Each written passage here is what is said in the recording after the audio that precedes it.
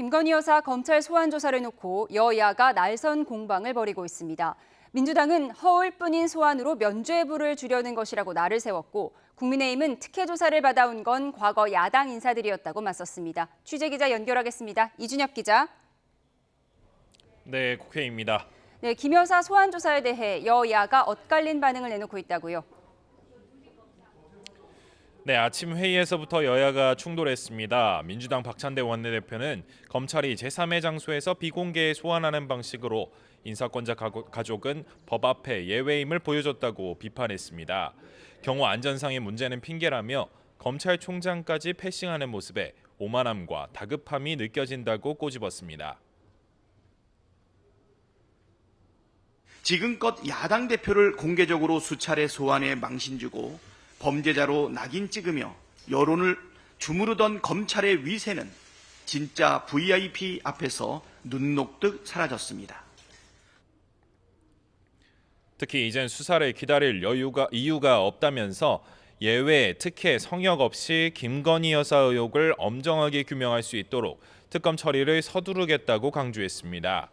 정청래 최고위원도 검사가 출장 뷔페 요리사라도 된 거냐며 이재명 전 대표는 없는 먼지까지 만들어서 탈탈 털어 기소하고 김 여사는 있는 먼지마저 털어주고 불기소할 작정이냐고 날을 세웠습니다. 반면 국민의힘 정점식 정책위의장은 야당 공세가 한마디로 어처구니 없다고 반발했습니다.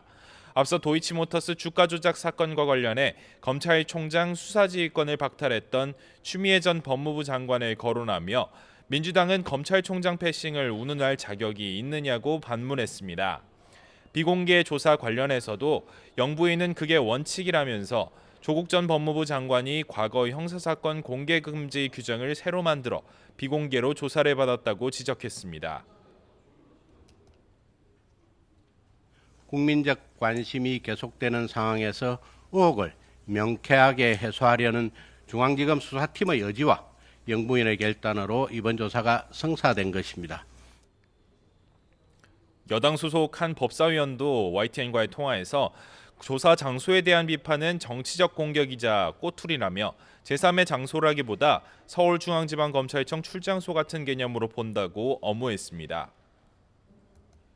네, 내일은 국민의힘 새 당대표가 뽑히는 날인데요. 당내 분위기 그리고 현재까지 판세 어떻습니까? 네, 내일 열리는 전당대회 당원 대상 모바일 투표는 이미 마무리됐고 ARS 투표와 일반 국민 여론조사는 오늘까지입니다. 셋째 날까지의 당원 대상 합산 투표율은 45.98%인데요. 역대 최고였던 지난해보다 7%포인트 이상 낮습니다. 예상보다 저조한 투표율에 여러 분석이 나오고 있는데 관심은 결선이 치러질지 여부입니다. 각종 여론조사에서 선두를 달리던 한동훈 후보가 1위를 하더라도 과반 득표를 넘기지 못하면 오는 28일 1대1로 투표를 또 하게 되는데요. 나경원 후보는 YTN 라디오 인터뷰에서 공소취소 발언 등으로 한 후보에 대한 기대가 꺾였다면서 이제 어대한이 아닌 그래도 대표는 나경원, 그대나라고 강조했습니다. 원희룡 후보 측도 YTN과의 통화에서 투표율 하락은 한 후보의 실망스러운 모습에 지지자들이 포기했기 때문이라고 주장하며 한 후보와 대척점에 있는 게 원 후보라는 점을 내세웠습니다. 다만 윤상현 후보는 다들 아전 인수식 해석을 하고 있다고 지적하며 실제로는 유례없는 네거티브에 당원들이 실망한 것이라고 평가했습니다. 한 후보 측은 그러나 투표율이 낮아도 과반에는 큰 지장이 없다고 본다며 결과에 자신감을 내비쳤는데 후보 본인도 SNS 메시지를 통해 막판 지지를 호소했습니다. 네, 민주당 당대표 경선전은 초반이지만 이재명 후보가 예상대로 앞서가는 분위기죠. 네, 어차피 이 대표는 이재명, 어대명 기조는 득표율로 드러나고 있습니다. 지역순회 이틀차까지 합산한 누적 득표율은 이재명 91.7%, 김두관 7.19%, 김지수 후보는 1.11%입니다.